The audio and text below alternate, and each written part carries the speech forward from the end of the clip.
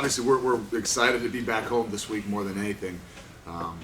It's tough starting on the road, but regardless of that, to be back in Nippert Stadium, obviously with the student body, the student section, city and the community is something for us. I think is really exciting.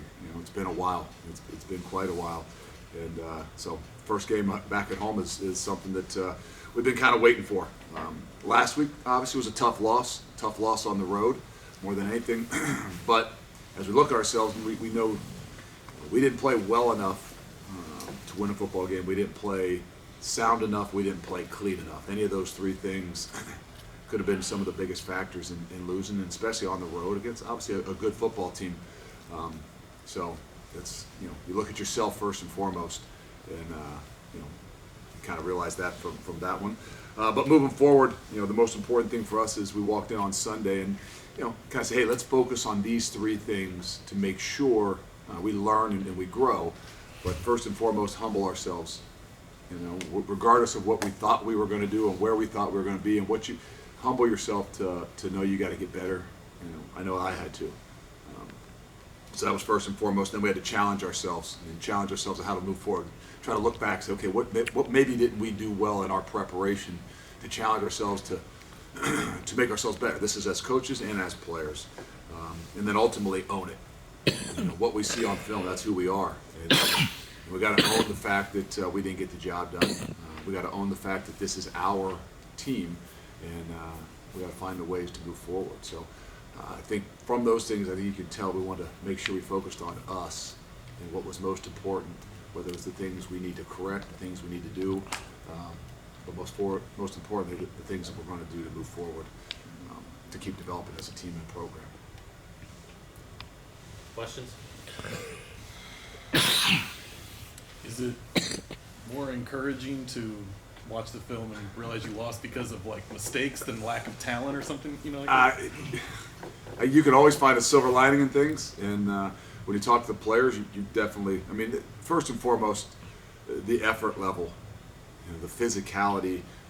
I am proud. I'm excited about the things that jump out that I put upon myself. That maybe in the preparation we weren't prepared for that moment at that time, which we weren't. And so there's definitely things to grow on. You have an expectation. There's no, I don't care what any predictions or anything like that. There's no, you don't win. There's nothing that you're gonna say. Oh, we got something, silver lining. But there are definitely things that we pride ourselves on that those guys did a really good job of.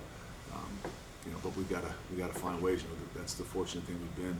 Found ways to win those games in really tough environments, maybe even when you don't play well to start, but you get the corrections and you play best at the end of the game, and that's where we just didn't get it done.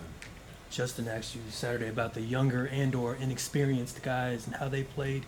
You said you wanted to watch the film first before you made a declaration. How did you think of those guys? There's both. There's some that played really well, but I think that's where, my mistake would be we didn't play as sound and as clean as we needed to play, and that's in coaching more than anything, and in the preparation, how you do things. So young guys are they played hard. They're going to play hard.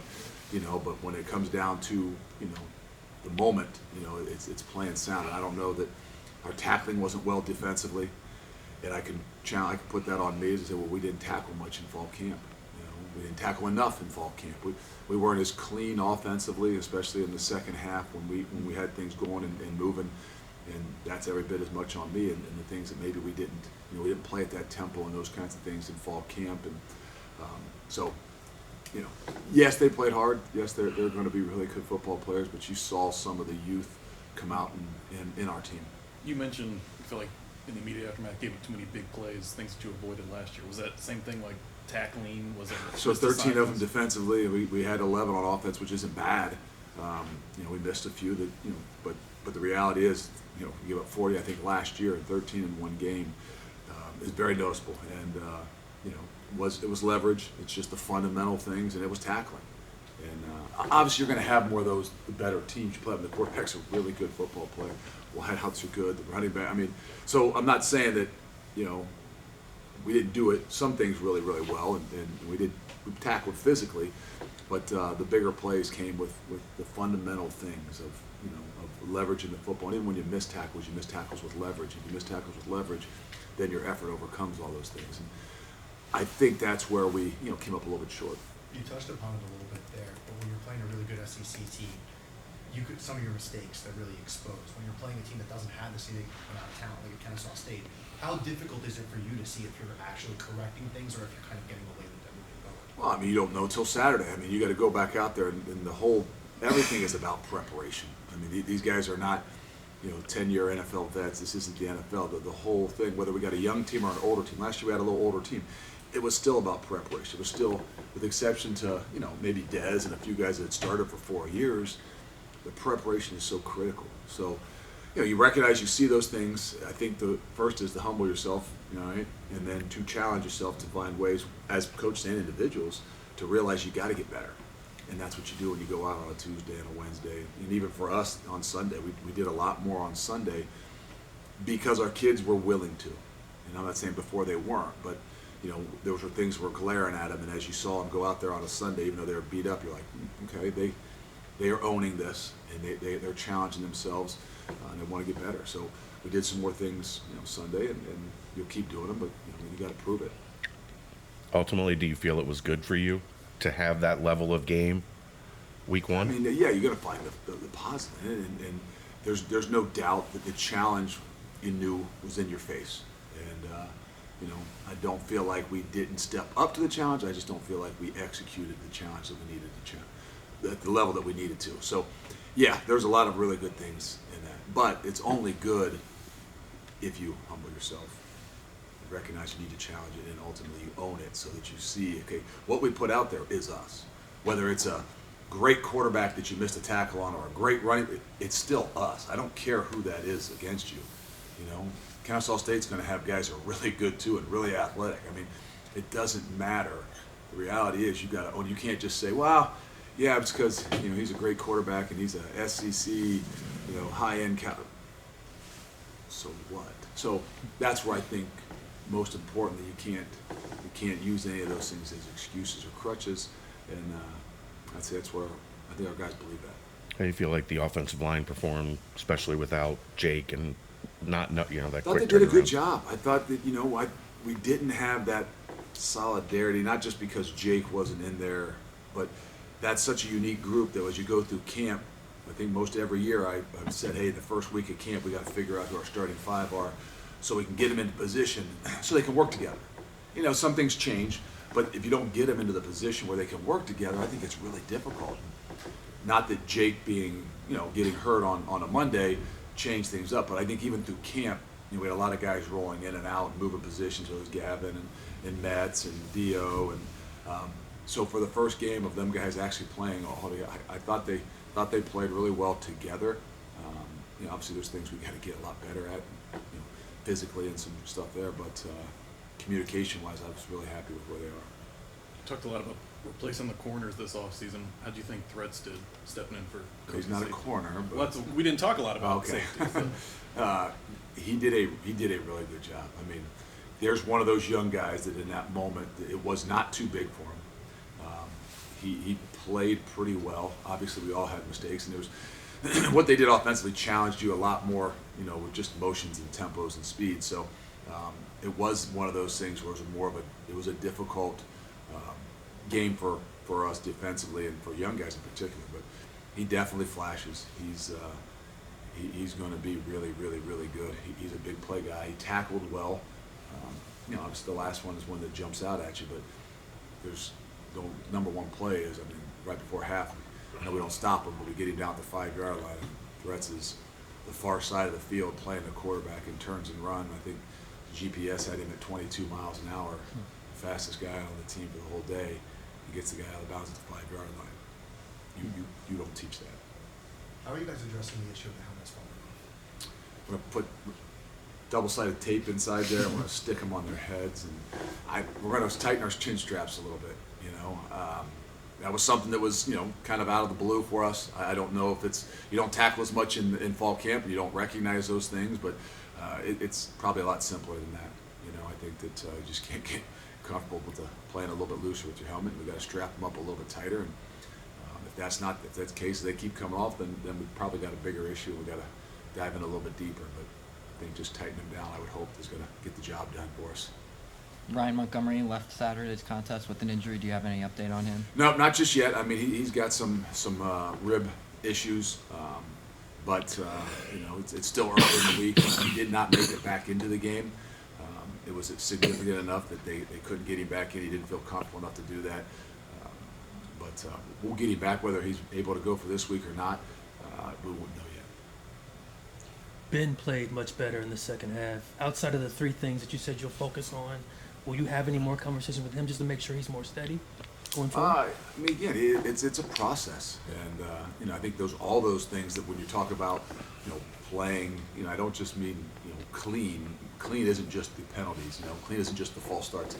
Clean is getting into that rhythm with some tempo, and I think that's where even in the second half, I know when you're moving the ball, it's a lot easier to have rhythm and tempo, but I think that maybe we didn't do a good enough job of giving the offense an opportunity to play with a little bit more rhythm and tempo in the first half as we did in the second. But I thought he did a really good job. I think the thing that we've got out of it as much as anything is I believe we're a more mature team than what I would have given us credit for to start with. It was a tough first half. You go down 14-0 at halftime, and had that been last year's team, I'm not saying we wouldn't, but I would have been curious as to how they would react and respond. They were very mature about what it was, willing and minds open to making the adjustments and things, and I think that's what showed when we came out the second half, not just offensively, defensively as well. Thoughts on how Kiner played, stepping in for Monty? Did a good job. That was one of those question marks. I had no real idea exactly how it was going to go.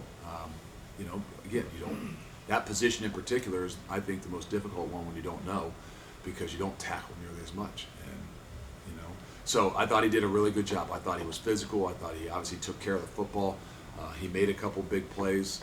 There's going to be a lot more obviously coming down the chute for him, but I think that process of growing and understanding everything, because we're not, it's a little more complex than it was maybe 4 years ago as far as what the tailback needs to do, and so that's a process that I think he'll do, but it's just going to take some more time. It's kicking issues again, but a new kicker. What issues? Kicking issues. What issues? They missed field goals. Yeah. What do you say to They were Ryan? kicked well. The first one, yeah, it's obviously it's a short one, but even the set, 48 yards, it hits it off of the upright. I really look at it and say, is the ball kicked well? It's kicked really well, and little things here and there that we'll do a lot better job of. I feel better than I did last year. I know I'd come up here last year and say I'm confident in him, and he was, but we weren't going to kick that often. I don't think that we're anywhere in the same boat. I think we got a lot of confidence. Obviously, you've seen the range and the leg, but I do believe that there was a lot more consistency. Even the first one is bad, but the one that bounced off the upright, it's a really well kicked ball. A lot of those rhythm and tempo things are going to be better. And then obviously he kicked off really well, and then obviously our punting, I think we had over 45-yard net average, as well as 2 balls inside the 10-yard line. So the kicking game, I think, is going to be a strong suit for us. That first one looked like they were angled to take the angle away. And he maybe kicked the straightest field goal I've ever seen anybody kick. I don't know that I evaluated quite maybe as close as you did. It doesn't go through the upright, so it doesn't count. So we move on. I kind of look at the ball and see how I can't tell him on his towardsers and things like that. I look at it, if the ball's in a great rotation, it's a minor little thing. Get it adjusted. You know what you're doing. But like I said, we're going to be just fine. I think we're going to be better than fine. And we're going to have a lot of opportunities. We don't want to kick field goals down there. I think that's the ultimate for us.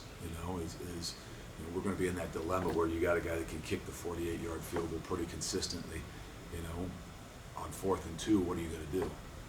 We want to score touchdowns, so we know we got to continue to be aggressive.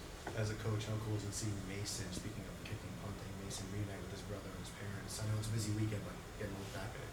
I don't know that I got to enjoy the moment quite maybe like they and their family did. I'm happy, really happy for them. To have a guy that hadn't seen his mother in 2 years, that's, and then pretty special with his brother as well. So obviously a great family reunion for them, but that's about all I would get out of it, unfortunately. So, no, but it's great for them. Obviously, his parents will be in town again for this week to be here. So, always good when those guys get those opportunities, especially guys that are, from as far away as he is.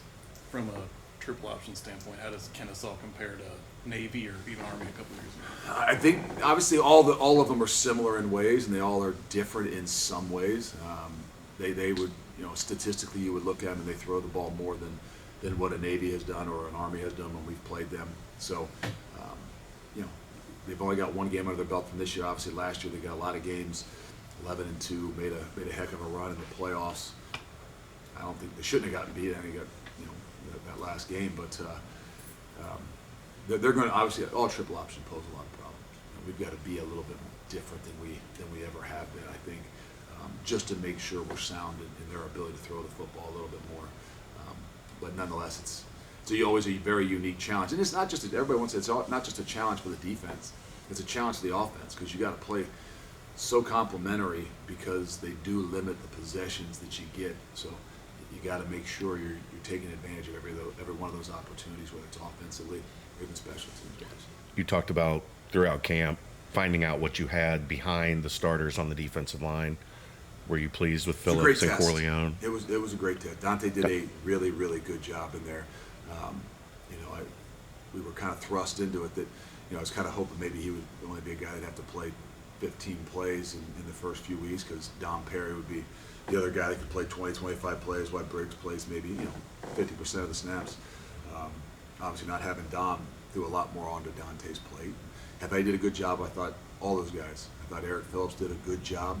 I thought Justin Watley and Noah Potter. I mean, we played 7 guys, all with, I would say at least 15 reps.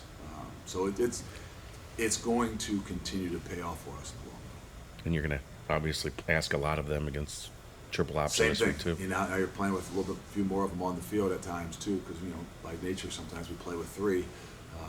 So that it's always a unique challenge for those guys. But I think it's great for us. I mean, we're going to pride ourselves on being a physical, tough football team. There's no greater challenge than playing the triple option, especially those guys up front. So Jaheim at that kind of jack spot a lot. Was that a response, or did you plan to have? No, that we had that plan. I mean, Jaheim's another guy that we want to have on the football field as much as we possibly can. It wasn't a game that we thought was going to be a heavy dose of him playing there, but sometimes the personnel would dictate that as well. So moving forward, we'll continue to use him in some different ways. What is it about him that allows him to shift from linebacker to that, maybe better than others? I think it just his natural abilities. I mean, it's not something we want to take a guy and put him out of position to do. It's not like sometimes different positions, whether it's a dollar or a will linebacker, are different. But by nature, he can play up on the edge. He can be aggressive and he can rush. And when we don't rep him there nearly as much, when it's something that's really natural to a guy, we feel like it still gives us the best opportunity and the best opportunity to play ball. Was Ivan Pace as good on tape as he looked on television? Ivan is very disruptive. He's a very instinctual football player. He was very productive. He made a lot of plays, and there's obviously things we got to get better at. There's some soundness of things that, for how we play and what it is we do that puts a little bit more pressure on those guys because, little mistakes become catastrophic when you play as tight a coverage as we do. So. But no, he is very comfortable in what he's doing, which is, I'm not saying a surprise, but as a new guy in a system, in a game like that is not, normal, meaning there's so many motions and so many shifts and so many flies, and the tempo and pace of it that it didn't slow him down one bit. And that's a really good thing. It seemed like first time starts, Shep and Taj played pretty well. They did. It did. I think that's where some of the soundness that we got to get better at. I think Taj did a really good job. I thought Shep did a good job. He was, the challenge. They didn't take as many shots down the field, which we will get. The one they did, he was phenomenal on. There's just some of those things that maybe didn't get exposed that we still, as coaches, know that we got to be really sound in what we're doing. And that's some of those things I know we got to get better. That's where I'm going to challenge Shep. That he's doing a really good job in some of the things, the base things that we're doing. How does he take his game to the next level? He's got to be him. That's who he is. but there's some of those other things that, especially being a guy that's in his 5th year, that we're going to continue to challenge him and for him to grow. But all the challenges that were thrown at him, he did a pretty darn good job, especially in an environment like that. Is that boundary blitz? Is that just part of the plan now? Well, you know, we in the past we didn't have a guy over there that could blitz very well. Somebody send that to him, will you? No, obviously it's kind of a little bit of the game the way it was dictated to, but we probably brought a few more just because of the type of game it was. But you know, it's not a bad thing for him as well. Any other questions for Coach? Thank you. All right, thanks. Thanks.